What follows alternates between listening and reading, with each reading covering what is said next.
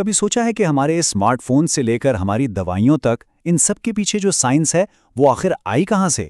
اس کا جواب ہمیں کسی جدید لیب میں نہیں بلکہ 1000 سال پرانی ایک پراسرار دنیا میں ملے گا، جہاں کیمیاگر سونا بنانے اور لاپانی زندگی کا راز ڈھونڈ رہے تھے۔ تو چلیں کیمیا کے اس دلچسپ سفر پر چلتے ہیں۔ ذرا ایک لمحے کے لیے اپنے ارد گرد نظر دوڑائیں۔ وہ کرسی جس پر بیٹھے ہیں، وہ کپ جو ہاتھ میں ہے، یا پھر وہ اسکرین جس پر یہ سب کچھ دیکھ رہے ہیں۔ جی ہاں، یہ سب کا سب کیمیا کا ہی کمال ہے۔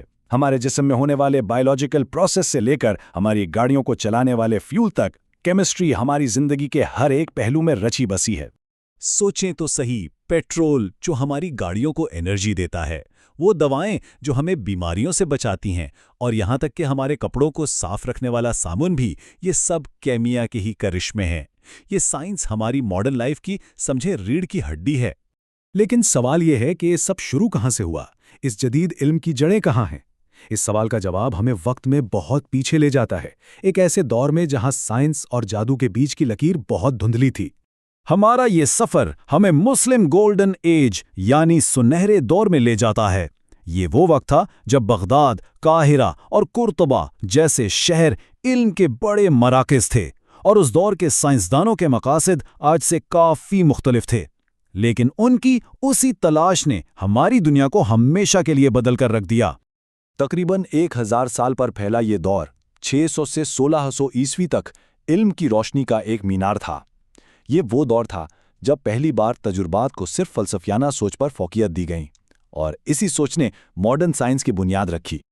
اچھا، ان کے مقاصد آج ہمیں شاید تھوڑے عجیب لگے۔ وہ صرف کیمیکل ری ایکشنز نہیں پڑھ رہے تھے، بلکہ وہ کائنات کے سب سے بڑے رازوں کو کھولنے کی کوشش میں تھے۔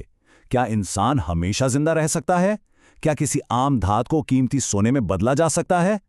انہی بڑے سوالوں نے انہیں لیبارٹریز میں کام کرنے پر مجبور کیا، اور بس وہیں سے ماڈرن کیمسٹری کا آغاز ہوا۔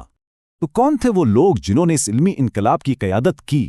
آئیے ان عظیم سائنسدانوں سے ملتے ہیں جنہوں نے کیمیا کو ایک بالکل نیا رخ دیا۔ یہ صرف چند نام نہیں ہے، بلکہ یہ وہ 4 ستون ہیں جن پر کیمیا کی پوری عمارت کھڑی ہے۔ جابر بن حیان سے لے کر ابن سینا تک، ان میں سے ہر ایک نے اس فیلڈ میں ایک انقلابی کردار ادا کیا۔ تو سب سے پہلے بات کرتے ہیں جابر بن حیان کی، جنہیں بابائے کیمیا یا فادر آف کیمسٹری کہا جاتا ہے، اور اس کی ایک بہت بڑی وجہ ہے۔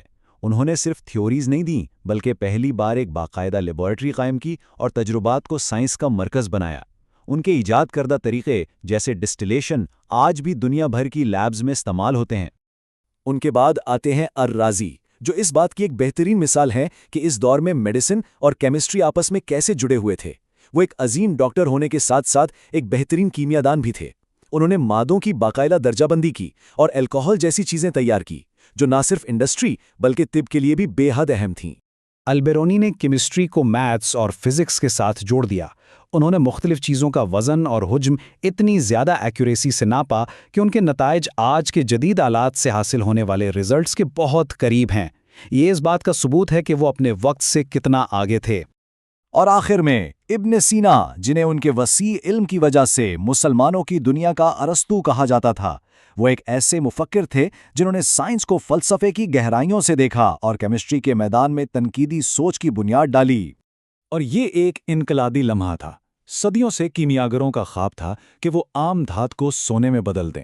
ابن سینا نے پہلی بار سائنسی دلائل کی بنیاد پر اس خیال کو مسترد کر دیا۔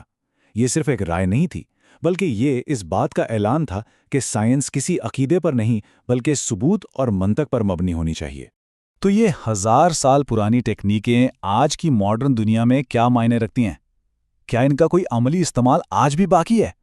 جواب جان کر کافی حیرانی ہوگی۔ جابر بن حیان کے عمل کشید یعنی ڈسٹلیشن کو ہی دیکھ لیں۔ یہ کتنا بنیادی اصول ہے، مائعات کو ان کے بوائلنگ پوائنٹ کی بنیاد پر الگ کرنا۔ یہی اصول آج بھی کام کر رہا ہے، چاہے وہ ہمارے پسندیدہ پرفیوم کی خوشبو نکالنی ہو یا سمندر کے کھارے پانی کو پینے کے قابل بنانا ہو۔ یہ ایک لازوال اور ناقابل یقین حد تک مفید تکنیک ہے۔ اور فلٹریشن کا عمل تو اور بھی سادہ ہے۔ یہ بنیادی طور پر کسی مائع کو چھاننے کا عمل ہے، لیکن اس کی سادگی ہی اس کی اصل طاقت ہے۔ صبح کی کافی بنانے سے لے کر بڑی بڑی انڈسٹریل لیبز میں کیمیکل کمپاؤنڈز کو الگ کرنے تک، یہ بنیادی اصول آج بھی اتنا ہی اہم ہے جتنا صدیاں پہلے تھا۔ تو اس سب کا مطلب کیا ہوا؟ اس کا سیدھا سا مطلب یہ ہے کہ ماڈرن سائنس اچانک سے کہیں پیدا نہیں ہو گئی۔ اس کی جڑیں ان عظیم مفکرین کے کام میں ہیں جنہوں نے ہمیں سوال کرنا، تجربہ کرنا اور مشاہدہ کرنا سکھایا۔ حاصل کلام یہ ہے کہ مسلم سنہرے دور کے ان سائنسدانوں کا کام صرف تاریخی دلچسپی کی بات نہیں ہے، انہوں نے تجرباتی سائنس کی وہ بنیاد فراہم کی جس پر آج ماڈرن کیمسٹری کی پوری عمارت کھڑی ہے۔ تو اگلی بار جب کوئی دوا لیں یا اپنی گاڑی میں پیٹرول ڈلوائیں تو ایک لمحے کے لیے ان گمنام ہیروز کو ضرور یاد کریں جنہوں نے صدیوں پہلے اس علم کی بنیاد رکھی تھی۔ یہ بات ہمیں سوچنے پر مجبور کرتی ہے کہ ہماری روزمرہ کی زندگی میں اور کون کون سی ایسی چیزیں ہیں جن کے پیچھے ایسی ہی دلچسپ اور چھپی ہوئی کہانیاں موجود ہیں۔